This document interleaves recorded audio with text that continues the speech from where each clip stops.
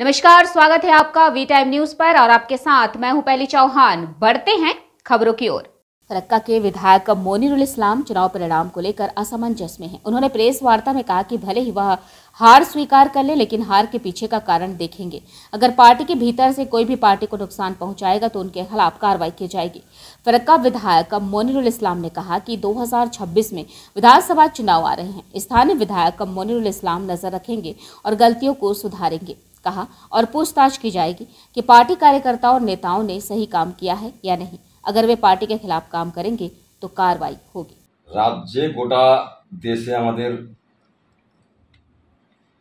7 दफाते vote হয়েছে আর কি। প্রায় 2.5 মাস 3 মাস আমরা ভোট প্রচারে ছিলাম। গতকালকে 4 জুন তার ফলাফল ছিল। তার ফলাফল আপনারা পেয়েছেন। আমি পশ্চিমবাংলার ক্ষেত্রে বলবো, পশ্চিমবাংলাতে আমরা তৃণমূল কংগ্রেস জয় জয়কার হয়েছে। তার জন্য পশ্চিমবাংলাবাসীকে আমরা অভিনন্দন জানাচ্ছি কি মামাটি মানুষের সরকার এবং আমাদের নেত্রী, আমাদের নেতা অভিষেক ব্যানার্জির প্রতি আস্থা বাংলার মানুষ রেখেছেন। তারপরে পরে আমরা মুর্শিদাবাদের জেলার অন্তর্গত দুটো বিধানসভা দক্ষিণ মালদাতে পড়ে, শামসারগঞ্জ, ফারাক্কা। পশ্চিমবাংলার মানুষ আস্থা রেখেছেন মমতা ব্যানার্জির প্রতি এবং উত্তর মালদা এবং দক্ষিণ মালদাতে আমাদেরকে পরাজিত স্বীকার করেছি। যেই জিতেছে আর কি, এখানে আমাদের দক্ষিণ মালদাতে ঈসা খান চৌধুরী জিতেছে। তেনাকে আমি অভিনন্দন, শুভেচ্ছা, ভালোবাসা জানাচ্ছি। জিতা মানে দায়িত্ব বেড়ে যাওয়া। আমি আশা করি ওনার বাবা এখানে 15 বছর এমপি ছিলেন, ইয়াং ছেলে আছে। আমি চাইবো কি মানুষকে পরিষেবাটা যেন স্বচ্ছভাবে দেয় এবং মানুষের কাজ করে। কারণ বিগত 15 বছরে আমরা ওনার বাবার উন্নয়ন কি জিনিস, এমপি ফান্ডের যে টাকা, সেই টাকাগুলো কিন্তু ঘুরে গেছে আর আগে। ওনাকে আমার শুভেচ্ছা থাকলো, মানুষের জন্য কাজ করবে, মানুষ দোয়া আশীর্বাদ করেছে।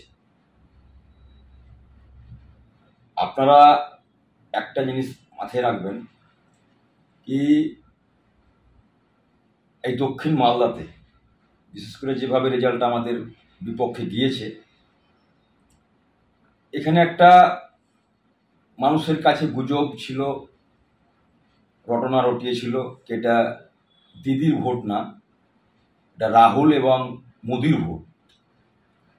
এখানে কোনো কংগ্রেসের নেতা বা সিপিএম এর নেতা জোট ছিল, কৃতিত্ব কারোর নয়। ওরা যদি মনে করে আমরা একদম জয় করে করতাম, মানুষ একটা অন্যরকম ভাবে নিয়েছিল কি এটা দেশ গড়ার ব্যাপার আছে, রাহুল গান্ধীকে ভোটটা দিতে হবে। যেহেতু নরেন্দ্র মোদী সবকা সাথ সবকা বিকাশ যে কথাটা বলেছিলেন, মানুষ অতিষ্ঠ হয়ে গেছিল এবং ভরসা রাখতে পারেননি। কংগ্রেসকে দক্ষিণ মালদাতে মানুষ ভোট দিয়েছে। সাধারণ মানুষকে তো আমরা কিছু বলবো না, সাধারণ মানুষ যেটা ভালো বুঝেছেন, কারণ উনাদের আমরা আশীর্বাদ নিয়ে মানুষের সেবা করার সুযোগ পাই আর কি। তো এখানে যেটা হচ্ছে কি, যারা আমরা ফারাক্কা বিধানসভাকে নেতৃত্ব দিচ্ছি আর কি, পরাজয় এক ভোটে হলেও পরাজয় স্বীকার করতে হবে, একাধিক ভোটে হলেও পরাজয় স্বীকার করতে হবে। তবে আমি আমাদের নেতৃত্ব কর্মীদের আশ্বস্ত করবো আর কি, আমরা হেরেছি কিন্তু হারিয়ে যাইনি। এখনো 26 পর্যন্ত মানুষের দুঃখে সুখে এলাকার উন্নয়নকে অব্যাহত রাখার জন্য আমরা বিগত দিনে যা কাজ করেছি বা এখন করছি, সামনের দিনেও মানুষকে এই পরিষেবা থেকে বঞ্চিত আমরা করব না। দাদা এখানে ঢুকবো, ফারাক্কায় তৃণমূলের শক্ত ঘাঁটি, এখানে কংগ্রেসের কোনো নেতাও ছিল না বা বিজেপির কোনো নেতা নেই, সেই জায়গায় দাঁড়িয়ে এত ভোটার জিতলো, তৃণমূল পিছিয়ে গেল, কি বলবেন, কাকে দোষারোপ করবেন? দেখুন, দোষারোপ করার কিছু নেই, বললাম তো বিজেপি ঘুমিয়ে থাকে। বিজেপির একটা ভোট আছে ওখানে, বিজেপি খেতে পড়তে দেও, কিছু করুক আর না করুক, বিজেপির একটা ভোট আছে। মানে বিজেপিকে ভোট না দিলে আমি নরকে যাব, আমি পাবো না। এবার এখানে সেন্টিমেন্টাল ভোট হয়ে গেছে। সেন্টিমেন্টাল ভোট বলতে কি, আমি যখন 7 তারিখে আমাদের 7ই মে যখন ভোট হয়, প্রায় 11টা সাড়ে 11টার দিকেই আমার কাছে তখন একটা হিন্দু মুসলিম, এই হিন্দুরা সব বিজেপিকে ভোট দিচ্ছে, মুসলমান কংগ্রেসকে ভোট না দিলে বিজেপিকে আটকানো যাবে না, এই ব্যাপারটা কিন্তু আমি 11:30টার দিকেই 7 তারিখে পেয়েছিলাম। তারপর আমার নেতৃত্বকে সবকে ফোন করলাম, কিন্তু বললাম যে এখানে কৃতিত্ব কোনো লোকের নেই, মানুষ এটা বুঝেছিল কি না, এখানে যে করে হোক বিজেপিকে রুখতে হবে। এখানে আমাদের 7টা বিধানসভার মধ্যে 7টাতেই আমরা লস আছি আর কি, এখানে ঘাবড়াবার কিছু নাই। আচ্ছা, মানুষ কিন্তু দিদির পক্ষে আছে, উন্নয়নের পক্ষে আছে। এই ভোটটা একটু অন্যরকম হয়েছে। এই ভোটের ইফেক্ট কি বিধানসভা ভোটে পড়বে বলে মনে করছেন? না, মানুষ তো বলেছে এটা দিদির ভোট না, এটা মোদির আর রাহুলের ভোট। আর আমরা যা এই 3 বছরে যা উন্নয়ন করেছি, রাস্তাঘাট থেকে নিয়ে, পানীয় জল থেকে নিয়ে, স্বাস্থ্যকেন্দ্র থেকে নিয়ে, তাছাড়া সরকারের যে উন্নয়ন, মানুষ তো পরিষেবা পাচ্ছে। এটা মানুষকে বোঝানো হয়েছে কি এটা দিদির ভোট না, বড় বড় লিডার, সিপিএম এর লিডার, কংগ্রেসের লিডার, বিভিন্ন গ্রামে গঞ্জে গিয়ে বলেছে কি এটা কংগ্রেসের দিদির ভোট না, দিদির ভোটের সময় দিদিকে ভোট দেওয়া, মানুষও বলেছে আর কি। ফারাক্কা বিধানসভায় যে হার তৃণমূল হয়েছে 2026-এ বিধানসভা ভোটের জন্য, এখন থেকে কি প্রস্তুতি নেবেন?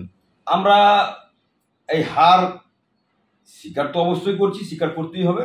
আমরা আমাদের মতো করে সাজাবো আর কি, কোথায় বেশি আমাদের ক্ষয়ক্ষতি হয়েছে বা কেন এই জিনিসটা হলো আর কি। আমরা এখনই গতকালকের রেজাল্ট হয়েছে, আগামী দিনে আমরা এর বিশ্লেষণ করব। আবার আমাদের কোর কমিটি আছে, ব্লক কমিটি আছে, জেলা স্তরের নিয়ে আমরা আবার নতুন করে ফারাক্কাকে সাজাবার চেষ্টা করব। তবে একটা জিনিস আপনাদের বলছি, রাজনীতিতে হার জিত আছে, এটা হবে, মানুষের রায় মেনে নিতে হবে। একটা জায়গাতে আমার আপত্তি আছে, বাবু অনেক কঠোর হব। ধরুন আপনি আমার দলের লোক, আমার জনপ্রতিনিধি, গ্রাম পঞ্চায়েত হোক, পঞ্চায়েত সমিতি হোক, জেলা পরিষদ হোক, আমি ব্লকের লিডার হই না কেন, অঞ্চলের লিডার হই না কেন, জেলার লিডার হই না কেন, রাজ্যের লিডার হই কেন, আমার ভূমিকাটা কি ছিল? আমি যুদ্ধ করতে গেলাম, জিততে পারলাম না, হেরে গেলাম, ওটা আলাদা কথা। কিন্তু আমি যদি একজন বিধায়ক হয়ে, একজন ব্লকের নেতৃত্ব, জনপ্রতিনিধি, তারা যদি আমরা চিরুনি তল্লাশি করব, আমরা ছানবিন করব, তাদের মধ্যে যদি গাফিলতি পাই কি না, মানুষ কথা শুনেনি, আমাদের ভোট দেয়নি, সেটা আলাদা ব্যাপার। কিন্তু দলের সঙ্গে থাকবো, দলের সঙ্গে বেইমানি করব, দলের সঙ্গে গাদ্দারি করব, এই লোকগুলোকে চিহ্নিত করে দল থেকে বের করব। वी टाइम न्यूज के लिए मुर्शिदाबाद से मिलन सरकार की रिपोर्ट।